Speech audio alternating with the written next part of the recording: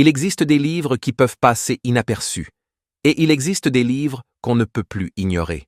Le 11 septembre 2025 est sorti un ouvrage qui aurait dû déclencher un véritable électrochoc national. Ce livre s'intitule « Le grand détournement. Comment milliardaires et multinationales captent l'argent de l'État ». Il est signé par Mathieu Aron et Caroline Michel-Aguirre, deux grands reporters d'investigation au magazine l'Obs.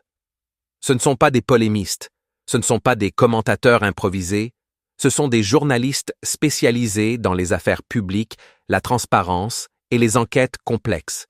Ils ont déjà publié une enquête marquante sur les cabinets de conseil.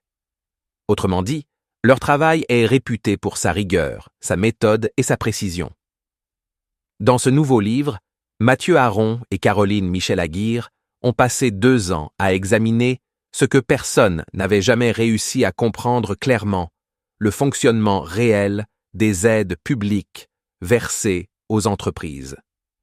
Ils ont fouillé méthodiquement les budgets de l'État, les rapports parlementaires, les annexes budgétaires, les études de la Cour des comptes, de l'Institut des politiques publiques, de France Stratégie et de l'Inspection générale des finances.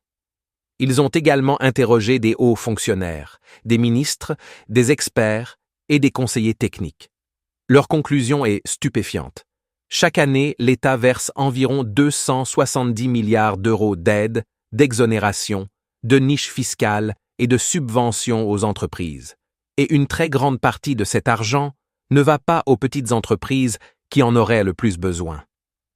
Elle va principalement aux multinationales les plus riches, celles qui dégagent déjà des profits records et distribuent des milliards de dividendes à leurs actionnaires. L'un des points les plus choquants révélés par le livre est le suivant. Même l'État ne sait pas précisément où va tout cet argent. Il n'existe aucune ligne claire, aucune vision d'ensemble, aucun pilotage centralisé. Les montants sont dispersés dans des milliers de dispositifs, dans des tableaux techniques, dans des exceptions, dans des mécanismes tellement complexes que même Bercy reconnaît qu'il est impossible d'avoir une vue globale. C'est un trou noir budgétaire, une véritable jungle administrative. Les auteurs rappellent aussi que, bien avant les élections de 2024, le gouvernement savait pertinemment que les finances publiques étaient dans un état très préoccupant. Pourtant, rien n'a été dit. Et ensuite, lorsque le déficit s'est aggravé, on a cherché à faire porter la responsabilité sur l'administration du ministère des Finances. Alors que, comme l'expliquent Aron et Michel-Aguirre, il s'agit essentiellement de choix politiques assumés. Par exemple, compenser les baisses de cotisations patronales par de la TVA et des impôts payés par les citoyens.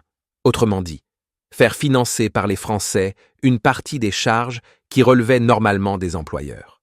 Ce qui rend le moment encore plus inquiétant, c'est ce qui s'est passé après la sortie du livre. Alors qu'il apporte des preuves, des chiffres et une vision claire des déséquilibres, le gouvernement a décidé de mettre de côté la taxe Zuckman, une mesure qui visait précisément les plus grandes fortunes et les groupes internationaux les plus riches. Cette décision confirme ce que montrent les auteurs.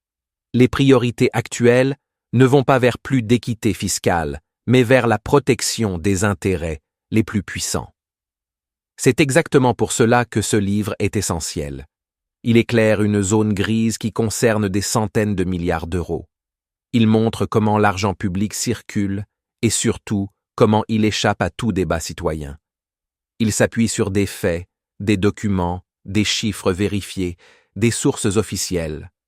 C'est un travail sérieux, indispensable, dont chacun devrait prendre connaissance pour comprendre ce qui se joue réellement derrière le déficit, les discours de rigueur et les sacrifices demandés aux Français. Je t'invite vraiment à lire Le grand détournement, à en parler, à le recommander autour de toi, parce que l'on ne peut pas accepter l'idée d'un pays en difficulté financière sans regarder en face comment 270 milliards d'euros d'argent public sont distribués chaque année, souvent dans l'ombre et sans contrôle démocratique réel. Ce livre donne des outils pour comprendre. À nous d'en faire quelque chose.